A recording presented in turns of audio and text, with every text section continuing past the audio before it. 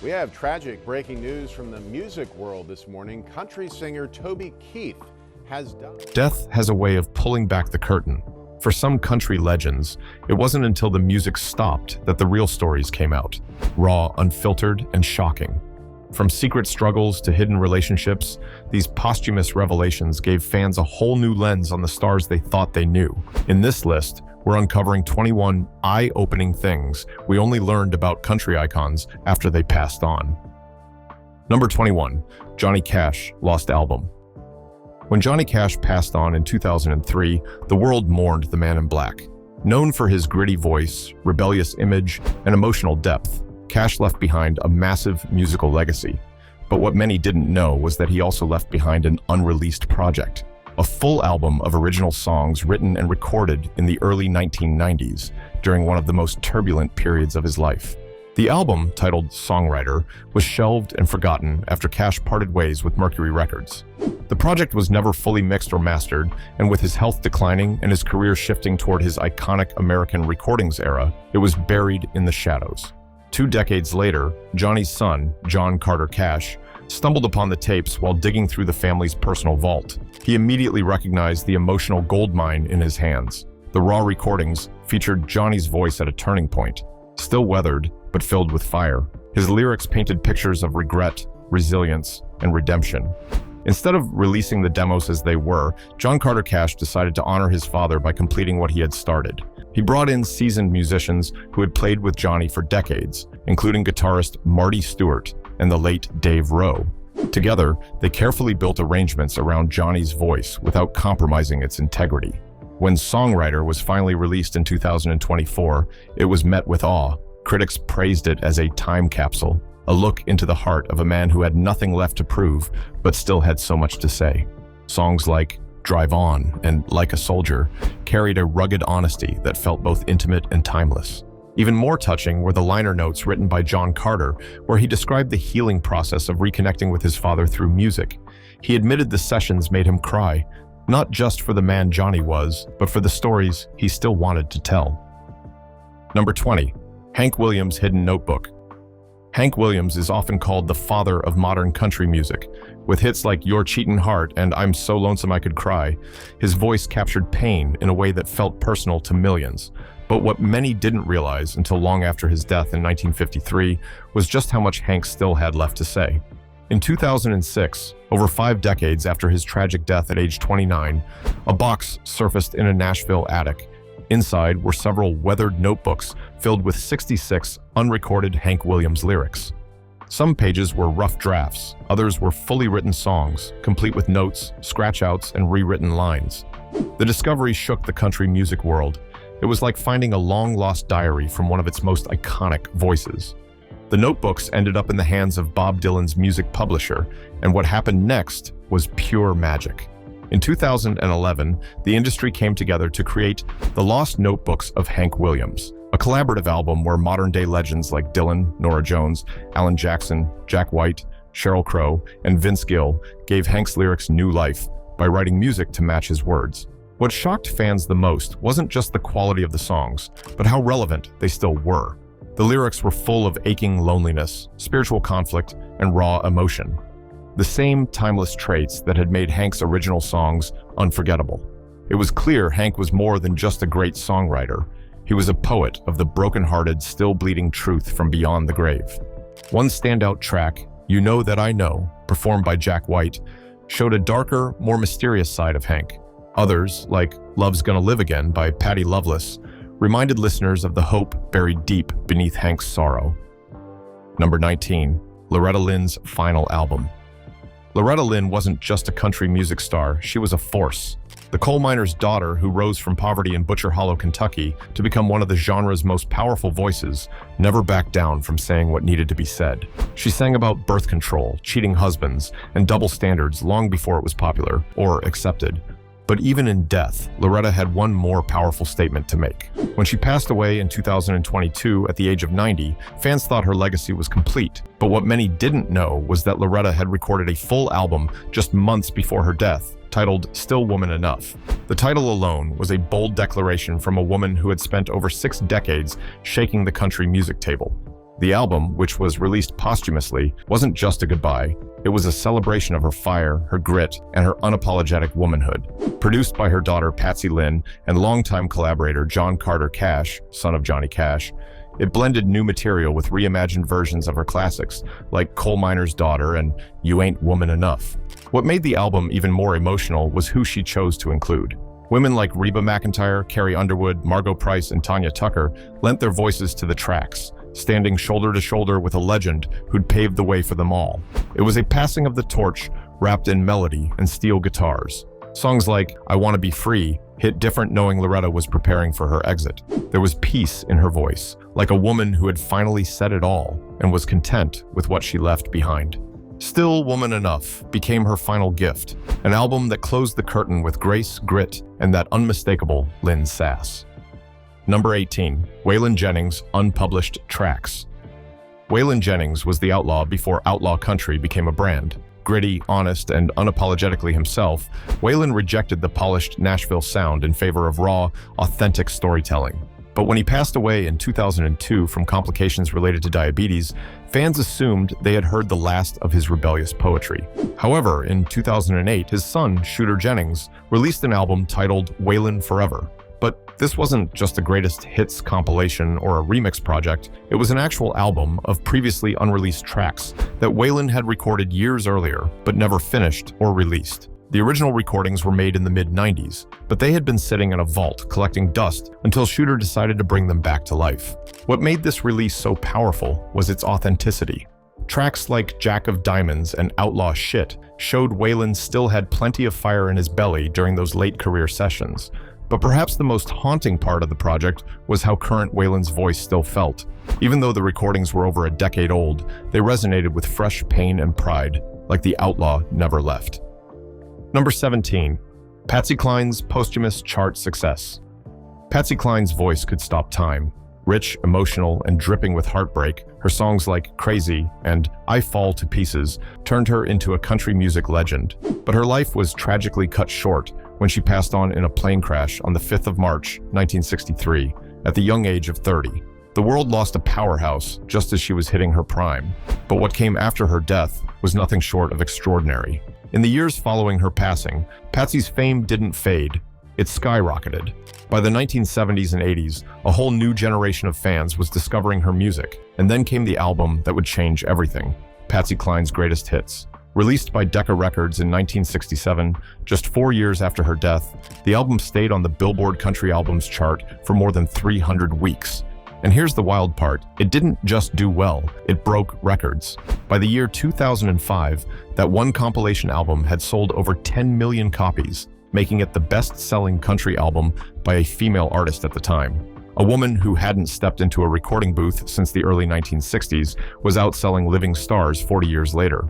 Patsy's death also sparked tributes, books, and a biopic that helped push her story even further into the spotlight.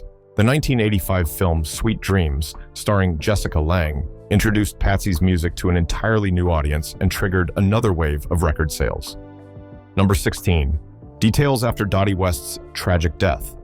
Dotty West was a trailblazer, one of the first women in country music to win a Grammy, a fiery redhead with a powerful voice and even stronger ambition. Her songs like Country Sunshine and A Lesson in Leavin' made her a household name. But in the early 1990s, fans were rocked by the news of her sudden and tragic death. At the time, all that was said publicly was that she lost her life because of injuries following a car crash. What wasn't revealed until later were the heartbreaking and preventable details behind that fatal ride. On the 30th of August, 1991, Dotty was headed to perform at the Grand Ole Opry. She didn't have a car that day, so she caught a ride with her neighbor, who was speeding down a curved Nashville highway in a red Chrysler New Yorker. He lost control. The car slammed into a concrete divider just outside the Opryland Hotel. At first, Dotty seemed okay. She insisted on continuing to the show, even after the crash. She was eventually convinced to go to the hospital, but by then, it was too late. Internal injuries had already begun to shut her body down. Over the next few days, Dotty underwent multiple surgeries, but her condition kept worsening. She passed away on the 4th of September, just 5 days after the crash. After her death, police reports confirmed the driver had been speeding, doing over 55 miles per hour in a 30-mile-per-hour zone. He was later charged with reckless endangerment, something that left fans furious. This wasn't just a freak accident, it was negligence. Number 15. Kristofferson Multifaceted Legacy. Kristofferson wasn't just a country singer. He was a poet, a soldier, a scholar, and a rebel wrapped into one unforgettable figure. Known for penning classics like Help Me Make It Through the Night and Sunday Morning Comin' Down, he didn't just write lyrics, he bled truth onto paper. But it wasn't until after his death in the year 2024 that many fans truly realized just how deep his legacy ran. Born in 1936, Chris graduated from Pomona College with honors and became a Rhodes Scholar at Oxford University. That's right, before he ever picked up a guitar, he was studying literature in England. He later served as a captain in the United States Army and was even offered a teaching position at West Point. But he turned it all down. Why? To chase his dream of becoming a songwriter in Nashville. He started off as a janitor at Columbia Records, literally sweeping floors while quietly dropping demo tapes on desks. Eventually, his songs found their way into the hands of legends like Johnny Cash and Janis Joplin, and his career exploded. What people didn't realize until years later was that Chris had battled serious memory loss and Lyme disease for over a decade. Many thought he had Alzheimer's, but after his death, it was revealed that he had been misdiagnosed and had actually been suffering from a tick-borne illness that nearly robbed him of his brilliant mind. Number 14. The final studio album of Toby Keith. After Toby Keith passed away in early 2025 following a long battle with stomach cancer, one final gift to his fans emerged. A studio session that no one knew existed. Recorded privately just a few months before his death, this unreleased material was never meant for the spotlight. But after his passing, his team, alongside his family, decided it was too powerful to keep hidden. The final session was aired during a nationally televised tribute special titled Toby Keith American Icon, giving fans one last chance to hear the voice that had shaped so much of modern country music. The performance was stripped down. No fireworks, no pyrotechnics, just Toby in a studio with his guitar and that unmistakable voice, weathered but strong. One of the songs, Heaven Has a Honky Tonk, felt especially personal. It was raw, honest, and tinged with the pain of a man who knew the end was near, but wasn't afraid to face it. What stunned many was how sharp and focused Toby still sounded. Despite the cancer treatments and visible weight loss in his final public appearances, his vocals in this session were clear, full of grit and grace. The song choices weren't his rowdy bar anthems, but reflective storytelling pieces, almost like a goodbye letter set to music. Fans flooded social media after the broadcast, calling it one of the most emotional moments in country music television history. Even longtime critics of Toby's political lyrics admitted the man knew how to speak from the soul when it mattered most. In the weeks that followed, the recordings were released digitally and climbed the charts, proof that even in death, Toby Keith could still dominate the airwaves. Number 13. The accident that ended Mel McDaniels' career. Mel McDaniel was a good-time country boy through and through, with upbeat hits like Baby's Got Her Blue Jeans On and Louisiana Saturday Night. He brought energy, fun, and a little bit of Southern charm to every stage he touched. But few fans realized that the party came to an abrupt end in the mid-1990s. Not because of fading fame, but because of a devastating fall, one that would change the rest of his life and career. In the year 1996, while performing at a concert in Lafayette, Louisiana, Mel McDaniel fell headfirst into an open orchestra pit. Witnesses said it happened in an instant. One moment he was working the stage, the next he had vanished from sight. The fall caused severe head injuries, including a skull fracture, brain swelling, and damage to his vocal cords. He was rushed to the hospital and placed in intensive care. At the time, fans were told he was recovering, and while he did eventually regain some mobility and speech, the full truth didn't come out until years later. Mel's touring career was over. The once high-energy performer could no longer handle the demands of being on the road. He appeared only occasionally in public and spent the next several years dealing with physical complications and declining health in private. After his death in the year 2011, friends and family opened up about how deeply the accident had impacted him. They revealed how the once vibrant performer wrestled with frustration and depression after being forced into early retirement. Even though he couldn't tour anymore, Mel never stopped writing songs, often passing lyrics to younger artists and local musicians who admired his style. Number 12. Jodie Miller Parkinson diagnosis.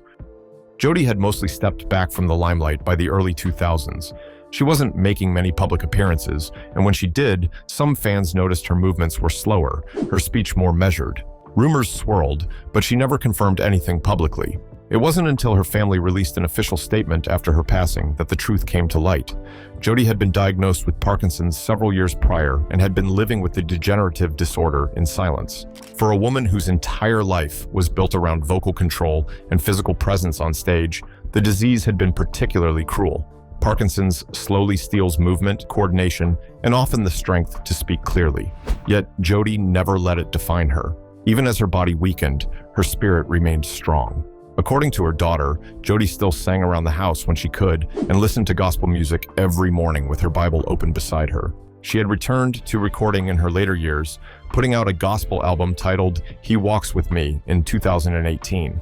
At the time, fans didn't know the effort and strength it took for her to get through those sessions. She pushed through fatigue, tremors, and vocal strain, not to chase chart numbers, but to leave behind something beautiful. Jodie Miller didn't want pity, she wanted peace. And in her final years, she lived quietly, gracefully, and on her own terms. Her strength in silence became just as impactful as her voice in song. Number 11, Billy Joe Shaver's stroke. For years, Billy Joe had lived life like a man who wasn't afraid of anything. He lost his fingers in a sawmill accident, battled substance addiction, survived heart problems, and even beat cancer. On top of that, he lived through immense emotional pain. His wife Brenda lost her life to cancer, his mother passed shortly after, and his only son Eddie lost his life to substance overdose. And yet, Billy Joe kept going. He kept performing, writing, and showing up to small honky-tonks and festivals like nothing could touch him. That's why his sudden death felt so shocking. In the days following the stroke, his team remained quiet. It wasn't until he passed that fans and industry insiders were told the truth. There had been no slow decline, no long hospital stay, just a sudden, final moment that ended a wild, meaningful ride. What made the news even more heartbreaking was that Billy Joe had just begun planning a new album. Despite being in his early 80s, he was still writing with a rawness that younger artists envied. Number 10, Joe Diffie's COVID-19 complications. Joe Diffie was one of the most recognizable voices of 1990s country music.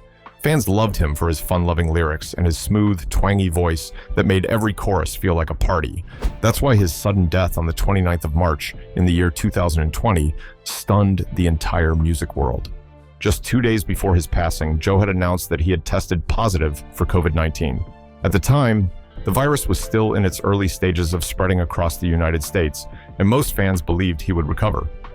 Joe himself had reassured everyone with a calm, optimistic statement. But behind the scenes, his condition deteriorated quickly. Within 48 hours, he was gone. What made his passing even more heartbreaking was how fast it all happened. There was no farewell tour, no warning signs, just a brief announcement, and then silence. He left behind a wife, several children, and a fan base that wasn't ready to say goodbye. Number 9, Jan Howard's Opry legacy. Born in 1929, Jan came from humble beginnings and endured more than her fair share of personal pain. She lost 2 sons, one in Vietnam and one who unalived himself, and yet she never let that grief silence her voice. Though Jan had hits in the 1960s and 70s, what truly defined her career was her 50-plus year commitment to the Grand Ole Opry. She wasn't just a guest, she was family. Every weekend, you could count on Jan Howard to walk out on that iconic stage, microphone in hand, dressed in rhinestones, delivering pure country emotion. After her death, Opry members and staff shared stories of her backstage hugs, her unfiltered advice, and her deep love for every new generation of performers. Number 8, KT Osland battle with COVID-19. KT Osland wasn't your typical country star. She didn't explode onto the scene in her early 20s or sing about pickup trucks and honky-tonk heartbreak. She was different, mature, sophisticated, fierce.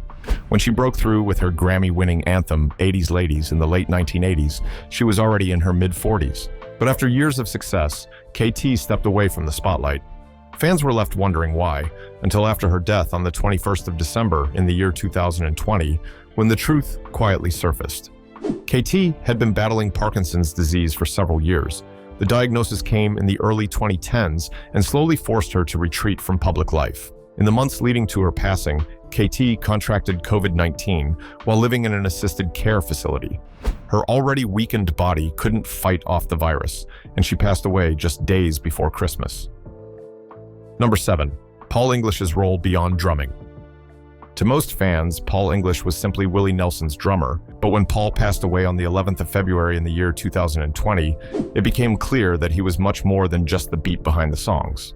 Their bond began in the mid-1950s, when Willie hired Paul not just to play drums, but to collect money from club owners who didn't want to pay. Willie once joked that Paul was his muscle, and it wasn't far from the truth. Dressed in black, wearing a cape, and exuding mystery, Paul looked more like a hitman than a bandmate. And in rough bars across Texas, that image helped keep the band safe and the checks coming in. After his death, many stories started to surface that fans had never heard. Willie revealed in his memoir that Paul once drove hundreds of miles overnight to bail him out of jail. He also helped manage the band's finances in the early years, often fronting hotel bills or gas money when the gigs didn't pay enough. He was the guy you wanted in your corner when things went south. Fans also learned after Paul's passing that he was deeply involved in Willie's charity work, especially Farm Aid. Number 6. Harold Reed's kidney failure. Harold Reed was the booming bass voice of the Statler Brothers, the man whose deep, buttery tone grounded some of country music's most iconic harmonies. But when he passed away on the 24th of April in the year 2020, fans were surprised to learn he had been battling kidney failure in silence. For years, Harold kept his health struggles private. After the Statler Brothers retired from touring in the early 2000s, he settled into a quieter life in his hometown of Staunton, Virginia. He stayed active in the community and occasionally appeared at special events, but avoided the spotlight. Most fans assumed he was just enjoying retirement, until his death revealed a very different reality. According to his family, Harold had been battling chronic kidney disease for several years, undergoing treatments while keeping his humor and faith intact. He had chosen not to make his illness public, not because of shame, but because he didn't want sympathy. He preferred to be remembered for the laughs he delivered on stage and the music that spanned generations. Number 5. Jimmy Capps' studio album. Jimmy Capps was never a frontman. He didn't chase the spotlight or demand center stage, but behind the scenes, his guitar was on more country hits than most fans ever knew. Known as the Man in Back, Jimmy was a legendary session guitarist who quietly shaped the sound of Nashville for more than 5 decades. When he passed away on the 1st of June in the year 2020, the country music world finally gave him the flowers he so richly deserved. He was one of the most in-demand guitarists in Nashville, playing on countless classics like Kenny Rogers' The Gambler, George Jones's He Stopped Loving Her Today, and Barbara Mandrell's I Was Country When Country Wasn't Cool. After his death, producers, artists, and engineers came forward to share just how essential Jimmy had been to the making of their records. He was part of the elite group of musicians known as the Nashville A-Team, a crew of players whose fingerprints are all over the golden era of country music. They didn't need recognition, just a quiet room, a good instrument, and the freedom to create. Number 4. Johnny Bush pneumonia complications. Born in Houston in 1935, Johnny's early career had all the makings of superstardom. He played drums for Ray Price's Cherokee Cowboys, performed with Willie Nelson in the early days, and launched a solo career that was headed for the top. But in the early 1970s, something went terribly wrong. His voice began to mysteriously fade. Once powerful and crisp, it became hoarse and unreliable. For a time, he couldn't even talk, let alone sing. After years of confusion and frustration, Johnny was finally diagnosed with a rare neurological condition called spasmodic dysphonia, which causes involuntary spasms in the vocal cords. Many thought his career was over, but Johnny refused to quit. He underwent therapy, retrained his voice, and made a surprising comeback in the 1990s. It was one of country music's great underdog stories. Still, his health continued to fluctuate in his later years. While he performed selectively and released new music well into his 80s, he did so with caution. Then came the fall of 2020. With the world still reeling from the COVID-19 pandemic, Johnny quietly checked into the hospital with pneumonia. Though not COVID-related, the illness progressed quickly and severely. Within days, the man known as the Country Caruso was gone. Number 3. Mac Davis heart surgery complications. Mac Davis was a rare breed, country, pop, and soul all wrapped into one charming, curly-haired entertainer. But when he passed away on the 29th of September in the year 2020, it wasn't from old age or disease. It was the result of complications from heart surgery, and it happened faster than anyone expected. Mac had gone into the hospital for a routine heart procedure in Nashville. According to his family, the surgery itself was complex, but there was optimism. He was 78 years old and still full of life. regularly working on music and even planning to return to TV and studio projects. But shortly after surgery, things took a turn. He developed complications, internal bleeding and organ strain that spiraled into a fatal situation. Within a few days, Mac Davis was gone. The shock was heavy. Mac had always seemed invincible, funny, smooth-talking, full of life. He'd acted in movies, hosted his own TV variety show in the 1970s, and had writing chops that few could touch. And in the end, it wasn't just his music that made him great. It was his ability to make you feel like you knew him, even if you never met him. Number 2, Katy Grove's struggles with alcohol. When Katy passed away on the 2nd of May in the year 2020, at just 30 years old, the cause of death shocked even her closest fans: complications from chronic alcohol addiction. At first, the announcement was vague. Her family released a statement saying she had passed on due to natural causes, and many assumed it was a health condition or silent illness. But a few months later, the autopsy results were released to the public. Katy had been battling alcoholism for years, and the toll it had taken on her body, particularly her liver, had reached a breaking point. Number 1, Alex Harvey songwriting. Alex Harvey wasn't a household name, but if you loved country music, especially the gritty, emotional kind, you've heard his work. A songwriter's songwriter, Alex was the quiet pen behind some of country's most powerful hits. But it wasn't until after his passing on the 4th of April in the year 2020 that many fans realized just how deep his influence ran. Alex is best known for writing Delta Dawn, the breakthrough hit that launched Tanya Tucker into stardom when she was only 13 years old. He also penned Reuben James, made famous by Kenny Rogers and the First Edition, and Rings, recorded by multiple artists over the decades. Despite his success, Alex Harvey remained relatively under the radar. He wasn't flashy. He didn't chase fame. He spent most of his later years in quiet reflection, still writing songs and mentoring young musicians in Nashville. Which one of this country singer's story was more touching? Let's hear from you in the comments. Remember to hit the like button and subscribe. Thanks for watching. See you in the next video.